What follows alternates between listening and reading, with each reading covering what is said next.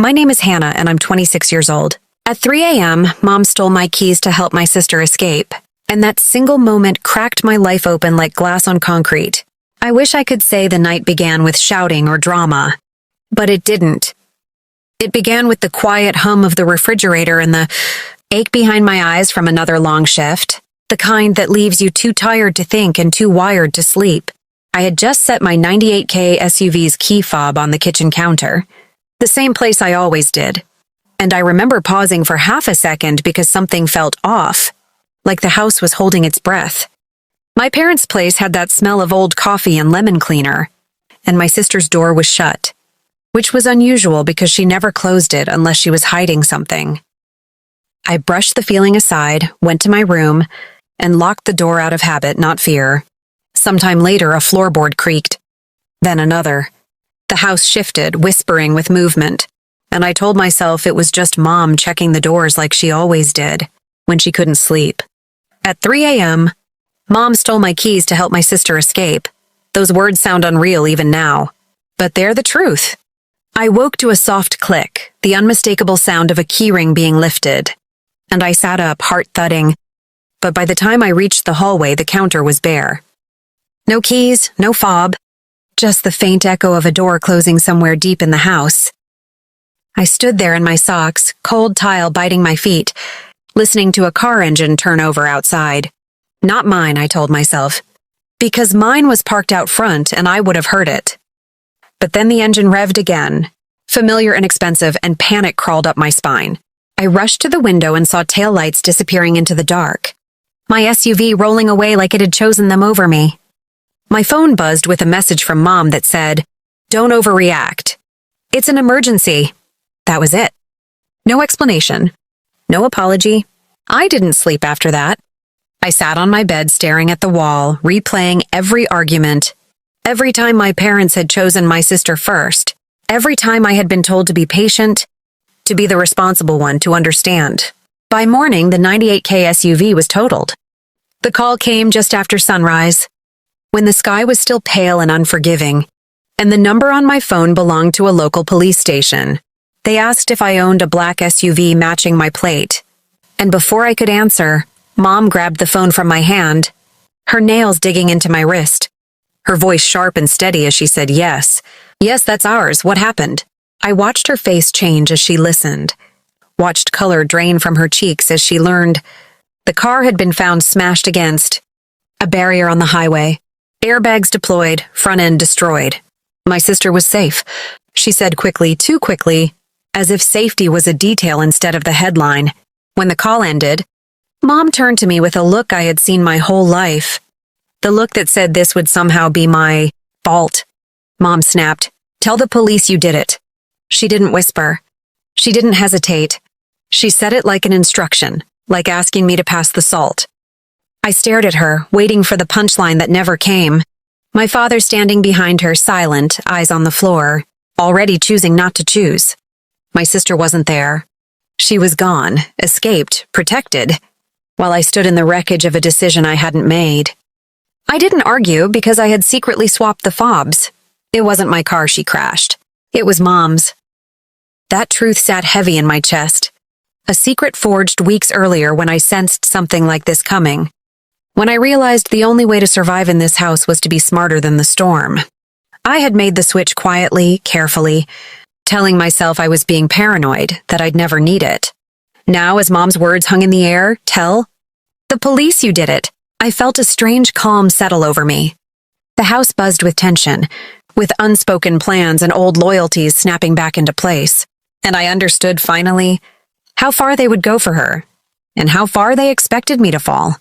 By the time the sun was fully up, the house felt smaller, like the walls had leaned in overnight to listen.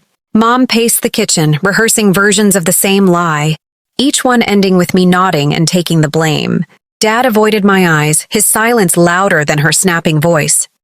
The words from earlier kept looping in my head. Mom snapped, "Tell the police you did it."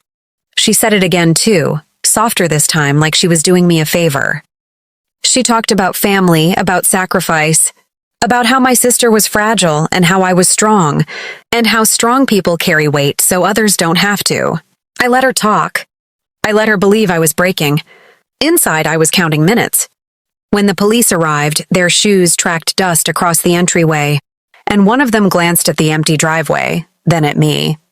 My heart didn't race the way I expected. It steadied. They asked where I was between 3 a.m. and dawn, and before I could answer, Mom stepped in with a story polished smooth by repetition. She said I'd been upset, reckless, that I'd taken the SUV in the middle of the night. She said it like she was disappointed, not desperate. I watched the officer's pen pause. He looked at me, waiting.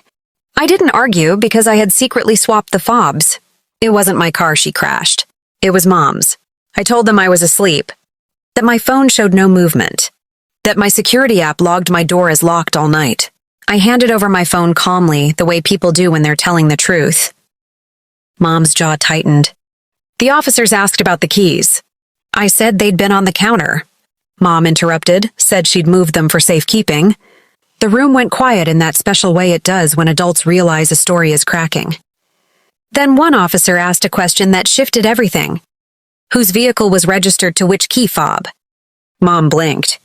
I felt the moment tip. I explained evenly that weeks earlier I'd swapped the fobs because my sister kept borrowing my car without permission, and I needed to know which was which. I said I didn't want conflict. I wanted clarity. The officer nodded and made a note. Dad finally looked up, fear flashing across his face like he'd just seen the end of a bridge. When they asked for Mom's fob, she hesitated, then handed it over. The serial numbers didn't lie. The wrecked SUV matched her fob, her insurance, her name. The air left the room. Mom's mouth opened, then closed. She tried to laugh it off, said it was a misunderstanding, said she'd only taken the keys to help my sister escape a bad situation, said she'd planned to put them back before morning. The officer's voice stayed gentle and firm as he explained consequences. Reports, insurance claims, and false statements. I watched my mother shrink in real time, the authority she wielded over me dissolving under fluorescent light. When they left, the house was silent except for the tick of the clock. My sister called then, crying, asking if everything was okay, asking if Mom was mad. Mom didn't answer. Dad sat down heavily. I stood by the door with my jacket on, the calm still holding me together. I told them I was moving out that day. Mom said I was overreacting. Dad said we'd talk later. I shook my head. I packed fast, hands steady, taking only what was mine. As I carried the last box out, Mom followed me, her voice brittle, saying families don't keep score. I stopped on the porch and turned back. I told her families don't steal keys at 3 a.m. Don't total someone else's future. Don't ask one child to bleed so another can run. She had no answer.